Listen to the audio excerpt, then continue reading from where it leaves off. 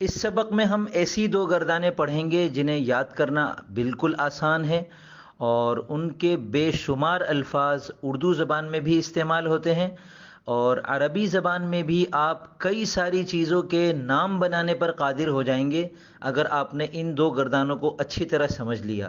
اس سے آپ کے پاس اردو کے اعتبار سے بھی ذخیرہ الفاظ میں اضافہ ہو جائے گا، اور عربی میں بھی آپ کو بہت زیادہ دسترس حاصل ہو جائے گی انشاءاللہ۔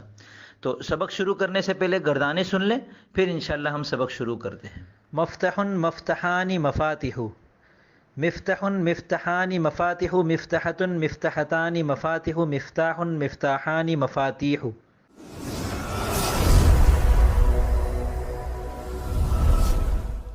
بسم اللہ الرحمن الرحیم۔ السلام علیکم ورحمۃ اللہ وبرکاتہ۔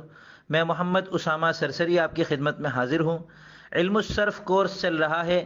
اس سبق میں ہم انشاءاللہ اسم ظرف اور اسم آلہ کی گردانیں سمجھیں گے۔ دیکھیں، عربی زبان میں سماع کم ہے اور قیاس زیادہ ہے، یعنی قاعدے کے مطابق الفاظ بنانے کی ترتیب عربی زبان میں زیادہ ہے، اور سنے سنائے اوزان، سنے سنائے الفاظ، یہ چیزیں عربی زبان میں کم ہیں نسبتاً۔ تو اس کا فائدہ کیا ہوا؟ اس کا فائدہ یہ ہوا کہ اہل عرب جب بھی ان کی زبان میں کوئی نیا لفظ لانے کی ضرورت پڑتی ہے، کوئی نئی چیز بنتی ہے، کوئی نیا نام وجود میں آ رہا ہوتا ہے، دوسری زبانوں میں آ جاتا ہے، اور عربی میں جب اس کی ضرورت پڑتی ہے تو اردو والے کیا کرتے ہیں کہ من و عن کسی اور زبان کا لفظ اردو میں داخل کر دیتے ہیں، اس کو دخیل کے طور پر شمار کر کے یا تو بالکل اسی تلفظ کے ساتھ قبول کر لیتے ہیں یا تلفظ میں تھوڑی سی تبدیلی کر دیتے ہیں۔ اہل عرب یہ نہیں کرتے۔ عربی زبان کے اندر قیاس کا اتنا زیادہ دخل ہے، قاعدے اتنے زبردست طریقے سے مرتب ہیں اس کے اندر، کہ جب ایسی کوئی چیز بنتی ہے، کوئی نئی چیز وجود میں آتی ہے اور اس کا نام رکھنا ہوتا ہے مثال کے طور پر، تو اہل عرب اس کو اپنے عربی کے ہی کسی صیغے میں، کسی مصدر میں سے مناسب سے صیغہ بنا لیتے ہیں۔ مثال کے طور پر توپ ایک لفظ ہے۔ اب توپ جو ہوتی ہے وہ بڑے گولے کو دور تک دھکیل دیتی ہے، یا پھر وہ ایسا گولا پھینکتی ہے کہ سامنے کی جو فوج ہوتی ہے اس کو دھکیل کے رکھ دیتی ہے۔ تو یعنی توپ جو ہے وہ دھکیلنے کا ایک آلہ ہے۔ اب اہل عرب نے توپ کو بطور توپ قبول نہیں کیا، اردو میں توپ کا لفظ آ گیا، لیکن عربی زبان میں الدفع کے معنی ہے دھکیلنا، تو اس سے انہوں نے مدفع بنا لیا، جو کہ ہم اس سبق میں انشاءاللہ گردان پڑھیں گے، جس کا ترجمہ ہے دھکیلنے کا آلہ۔ تو اب عربی زبان میں کسی بھی چیز کا آلہ اگر بتانا ہو تو اس کے لیے نام آپ خود بنا سکتے ہیں اگر آپ کو اس کا مصدر پتہ چل جائے، اور ہر چیز کا مصدر عربی زبان میں موجود ہے۔ ایک ایک کیفیت کے، ایک ایک کام کے، ایک ایک عمل کے کئی مصادر عربی زبان میں پائے جاتے ہیں۔ اسی طرح اس میں ظرف ہے کہ کسی بھی عمل کی جگہ یا اس کا وقت اگر بتانا ہو تو اس میں ظرف بنا لیتے ہیں۔ تو وہ میں آپ کے سامنے اب تفصیل سے رکھتا ہوں کہ ایک ہوتا ہے اس میں ظرف اور ایک ہوتا ہے اس میں آلہ۔ اس میں ظرف یہ ہے کہ آپ جو کام کر رہے ہیں وہ آپ نے کسی جگہ میں کیا ہے یا کسی وقت میں کیا ہے، تو وہ جو جگہ ہے اس کا اگر ہم نام رکھنا چاہیں اس کام کی مناسبت سے، یعنی فلانے کام کی جگہ یا فلانے کام کا وقت، تو یہ جو جگہ ہے یہ بھی اس میں ظرف ہے، اور جو وقت ہے یہ بھی اس میں ظرف ہے۔ زمان اور مکان کا فرق ہے، تو یعنی اس میں ظرف کی دو قسمیں ہیں، اس میں ظرف زمان اور اس میں ظرف مکان۔ آپ نے سنا ہوگا ظرف زمان ظرف مکان اصطلاح کے اعتبار سے بولا جاتا ہے، طلبہ بول رہے ہوتے ہیں، مدارس والے بھی بول رہے ہوتے ہیں یہ اصطلاح، ظرف زمان ظرف مکان، اس سے یہی مراد ہوتے ہیں۔ ٹھیک ہے، تو اب آپ کو مثال کے طور پر الفتح کھولنا سے یہ بتانا ہے کھولنے کی جگہ، یا آپ کو کہنا ہے کھولنے کا وقت، تو آپ اس کے لیے عربی میں مفتح کہیں گے۔ یعنی اس میں ظرف بنانے کا طریقہ یہ ہے کہ شروع میں جو حروف اصلیہ ہیں ان کے شروع میں میم مفتوح لگا دیں، اور فا کلمے کو ساکن کر دیں۔ عین کلمہ کبھی مفتوح ہوتا ہے کبھی مکسور ہوتا ہے، اور لام کلمے پر عامل کے مطابق اعراب آتا ہے۔ تو الفتح سے مفتح کا ترجمہ ہوگا کھولنے کی جگہ یا کھولنے کا وقت۔ اس کی تسنیہ بنا لیں، تسنیہ بنانے کا طریقہ وہی ہے، مفتحانی کھولنے کی دو جگہیں یا کھولنے کے دو وقت، اور اس کی جمع بنے گی مفاتح، کھولنے کے کئی سارے وقت یا کھولنے کی کئی ساری جگہیں۔ اس گردان میں یہ ٹوٹل 3 ہی صیغے ہیں۔ یوں سمجھ لیں کہ عربی زبان کی سب سے چھوٹی گردان ہے کہ جس میں صرف 3 صیغے ہیں، مفتح، مفتحان، مفاتح۔ کھولنے کی ایک جگہ یا کھولنے کا ایک وقت، کھولنے کی 2 جگہیں یا کھولنے کے 2 وقت، اور کھولنے کی کئی ساری جگہیں۔ یہاں آپ ایک باریک نکتہ یہ سمجھ لیں کہ عربی زبان میں جس لفظ کی جمع بنانی ہو تو ویسے تو جمع بنانے کے کئی سارے اوزان ہیں، لیکن اگر وہ جو واحد کا لفظ ہے وہ اگر 3 حروف سے زیادہ حروف پر مشتمل ہے تو اس کی عموماً جو جمع بنتی ہے وہ اس طریقے سے بنتی ہے کہ اس کو مفاعل کے وزن پر کر دیتے ہیں، یا فعالل یا فواعل۔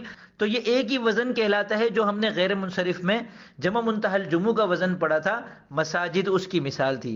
وہ جو مساجد کا لفظ تھا وہ اس میں ظرف ہی ہے، السجود سجدہ کرنا سے مسجد، مسجدان، مساجد۔ اسی طرح اس کی بہت ساری مثالیں آپ کو اردو میں بھی مل جائیں گی۔ مذہب اسی سے ہے، منظر اسی سے ہے، النظر دیکھنا سے منظر، اور مرکز اسی سے ہے، مطعم طعام سے کھانے کی جگہ وہ بھی اسی سے ہے، محور، مخزن، مصدر، مشعل، مطلع، مقطع، مغرب، یہ سب اس میں ظرف سے بنائے گئے صیغے ہیں جو اردو میں بھی استعمال ہوتے ہیں۔ دوسری گردان ہے اس میں آلہ کی، یعنی کسی بھی چیز کا آلہ آپ کو بتانا ہے تو اس کے لیے عربی میں ہم کو یہ گنجائش ملتی ہے کہ ہم ایک چھوٹے آلے کے لیے الگ لفظ بنا سکتے ہیں، درمیانے درجے کے آلے کے لیے الگ لفظ بنا سکتے ہیں، اور بڑے آلے کے لیے الگ لفظ بنا سکتے ہیں۔ سب سے چھوٹا آلہ مثال کے طور پر الفتح، کھولنا سے ہم کو بنانا ہے تو ہم بنائیں گے مفتح۔ وہ جو ہم نے ظرف کی گردان میں بنایا ابھی مفتح، اس میں صرف میم کے نیچے زیر لگا دیں تو اس میں آلہ بن جائے گا۔ مفتح کا مطلب ہے کھولنے کا چھوٹا آلہ، کھولنے کا آلہ اس کا ترجمہ ہے، لیکن وہ چھوٹا ہوگا تو اس کے لیے مفتح، درمیانے درجے کا ہوگا تو آخر میں گولتا کا اضافہ کر کے کہیں گے مفتاحۃ، اور اگر بڑا آلہ ہوگا تو اس کے لیے ہم کہیں گے مفتاح۔ اب دیکھیں مفتاح سے آپ کو فوراً سمجھ میں آ گیا ہوگا کہ عربی میں چابی کو مفتاح کہتے ہیں، جو ہم نے پچھلے سبق میں بھی یہ بات آئی تھی۔ تو مفتاح کا مطلب ہے کھولنے کا بڑا آلہ۔ عربی میں چابی کو مفتاح کہتے ہیں، جو کہ کھولنے کا ایک سب سے بڑا آلہ شمار ہوتا ہے۔ چابی جو ہے وہ کھولنے کا ایک بڑا آلہ ہے۔ کھولنے کے جو چھوٹے آلے ہوں گے تالے کو کھولنے کے لیے، آپ اس کو تار سے کھول رہے ہیں، ہاتھ سے کھول رہے ہیں، وہ چابی کی بنسبت چھوٹے آلے شمار ہوں گے۔ چابی بڑی اہمیت والا ہے، اصل آلہ ہے، اس لیے اس کا نام رکھا مفتاح۔ اسی طرح کاٹنے کو عربی میں القرض کہتے ہیں، کاٹنا، تو اس سے مقراض بنا کاٹنے کا آلہ، اور یہ نام عربی میں کینچی کے لیے رکھ دیا گیا۔ کینچی کو عربی میں مقراض کہتے ہیں، جس کا مطلب ہے کاٹنے کا آلہ۔ السواک، دانت صاف کرنا، دانت صاف کرنے کا جو آلہ ہے اس کو عربی میں مسواک کہتے ہیں۔ اسی طرح مزراب کا لفظ بھی آپ نے سنا ہوگا، اسی طرح منبر کا لفظ سنا ہوگا، مدفع توپ کو کہتے ہیں، اور چاٹنے کا آلہ، چاٹنے کو لعق کہتے ہیں، تو ملعقۃ چاٹنے کا آلہ، چمچے کو ملعقۃ کہتے ہیں، اور پنکھا جو کہ ہم کو راحت پہنچا رہا ہوتا ہے تو یہ راحت پہنچانے کا آلہ ہے، اس وجہ سے اس کو عربی میں مروحۃ کہتے ہیں۔ پھر ان تینوں واحد کے صیغوں کا تثنیہ بنانے کے لیے وہی قاعدہ ہے کہ الف اور نون مکسور کا اضافہ کر دیں، تو مفتح کی تثنیہ مفتحانی، مفتحۃ کی تثنیہ مفتحتانی، اور مفتاح کی تثنیہ مفتاحانی، اور مفتح اور مفتحۃ کی جمع مفاتیح، اور مفتاح کی جمع مفاتیح آتی ہے، جیسے مصباح کی جمع مصابیح۔ تو یہ اس میں آلہ کی گردان ہے۔ یہ گردان پوری میں آپ کو روانی سے سنا دیتا ہوں، اسی طرح آپ کو رٹنی ہے۔ مفتح، مفتحان، مفاتح، مفتحۃ، مفتحتان، مفاتح، مفتاح، مفتاحان، مفاتیح۔ یہ گردان اسی طرح آپ کو یاد کرنی ہے اور اس کا رٹا لگانا ہے۔ تو اب کام اس سبق کا بھی وہی ہے جو گزشتہ اسباق میں آپ کو دیا جاتا رہا ہے، آپ کے سامنے لکھا ہوا آ رہا ہوگا، یہ سارے کام کیجئے اور مجھے کر دکھائیے۔ اگر واٹس ایپ پر پرائیویٹ طور پر مجھ سے سیکھ رہے ہیں فیس دے کر ماہانہ، تو واٹس ایپ پر مجھے دکھائیے، ورنہ یہیں یوٹیوب پر نیچے تبصرہ خانے میں مجھے یہ کام کر کے بتائیے۔ اور اگر آپ مکمل کام پیش نہیں کر سکتے تو کم از کم اتنا کریں کہ اس میں آلہ اور اس میں ظرف کا کوئی ایک صیغہ اگر آپ کو یاد یاد آ رہا ہے جو آپ نے سنا ہوا ہے اور اس سبق کو پڑھنے کے بعد آپ کے ذہن میں آیا کہ ہاں بھائی یہ لفظ تو اب جگہ پتہ چلا کہ یہ اس میں ظرف ہے یا اس میں اعلیٰ ہے، تو وہ نیچے تبصرہ خانے میں مجھے لکھ کر بتائیے، میں انشاءاللہ آپ کو وہ چیک کروں گا کام آپ کا پورا، اور رہنمائی کرنے کی پوری کوشش کروں گا۔ تو امید کرتا ہوں یہ سبق آپ کو بہت اچھا لگا ہوگا، پسند آیا ہوگا۔ انشاءاللہ اب ہم اگلے سبق میں اس میں تفصیل پڑھیں گے اور پھر ہماری 65 گردانیں مکمل ہو جائیں گی۔ اب میں اجازت چاہتا ہوں، فی امان اللہ۔